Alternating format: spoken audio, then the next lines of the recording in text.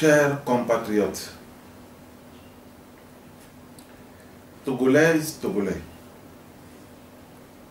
je voudrais avant tout vous saluer partout où vous êtes dans le monde. Que le Créateur des cieux et de la terre vous fortifie. Nous avons ensemble constaté toutes les irrégularités qui minent le climat sociopolitique de notre pays. Nous avons tous assisté à la manière dont notre constitution a été modifiée, faisant passer le Togo de la 4e à la 5e République, malgré toutes les voix dissidentes qui s'y sont opposées.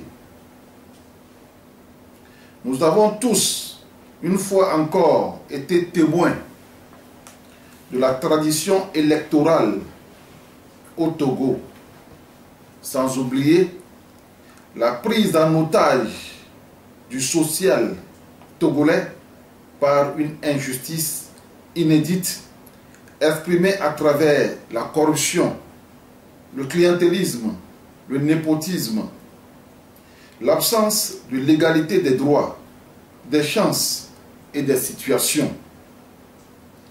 C'est humainement assez. Assez, c'est assez. La nécessité d'un changement de paradigme s'impose. Il faut la mort de l'oiseau. Cet oiseau parasite, destructeur, bref, ennemi de tout le peuple. En effet, au cours de l'année 2020, précisément le 24 juin, Dieu m'a transporté dans une vision au cours de laquelle j'ai assisté au combat entre deux oiseaux ayant la forme d'un pigeon dans le ciel togolais. Le premier, de couleur marron foncé, celui dont on faisait allusion plus haut, était identifiable par les noms de deux partis politiques inscrits sur ses ailes. L'autre, de couleur blanchâtre, dont les ailes ne portaient aucune inscription, était l'oiseau de justice et d'équité. L'oiseau envoyé par Dieu. Les deux oiseaux engagèrent un rude combat dans le ciel. Ce combat s'est achevé par la mort de l'oiseau marron foncé. Aussitôt, une lumière parut dans le ciel et finit par envahir toute la terre togolaise, qui était jadis dans une grande obscurité.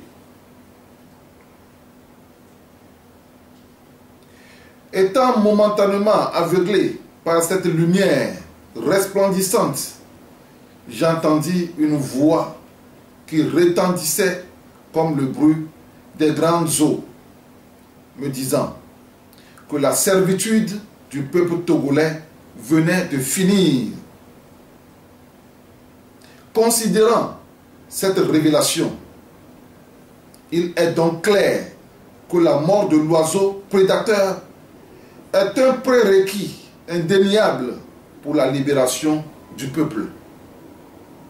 C'est pourquoi, au nom de mon apostolat et sous l'égide du Dieu Tout-Puissant, je décrète une série de prières ayant pour but d'implorer une manifestation extraordinaire de l'autorité de Dieu pour l'accomplissement de son dessein en faveur du peuple togolais qui vit au comble de l'opprobre. Chers compatriotes, l'heure est gravissime.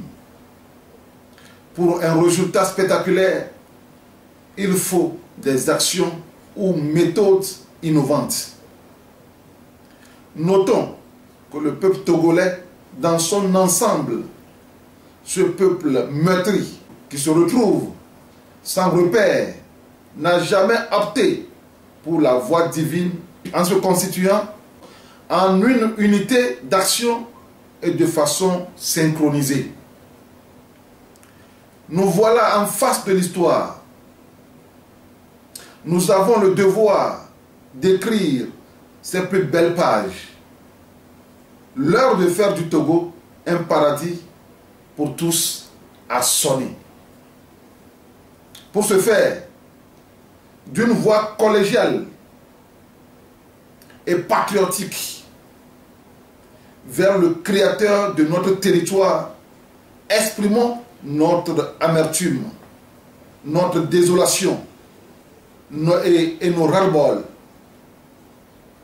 Sur ce, je demande à tous les Togolais, sans distinction de religion, d'ethnie et d'appartenance politique, d'allumer une bougie en symbole de la lumière divine à venir sur le peuple togolais, suivi des déclarations visant à signer la fin de l'oiseau de malheur, muni du drapeau togolais, dans un accoutrement de couleur blanche, symbolisant la victoire.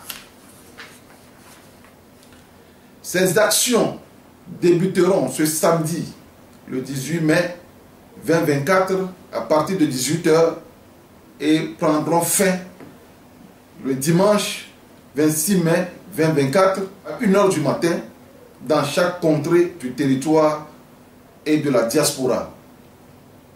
Soyons prêts dans un sursaut patriotique à être de véritables artisans pour la renaissance de notre chère patrie, le Togo.